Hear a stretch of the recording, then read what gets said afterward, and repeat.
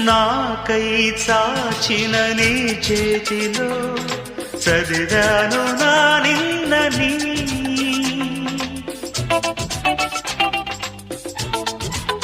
ఓ నాకై చాచిన నీ చేతిలో చదివాను నా నిన్నని. నాతో సాగిన నీ అడుగులో చూశాను మన రేపుని.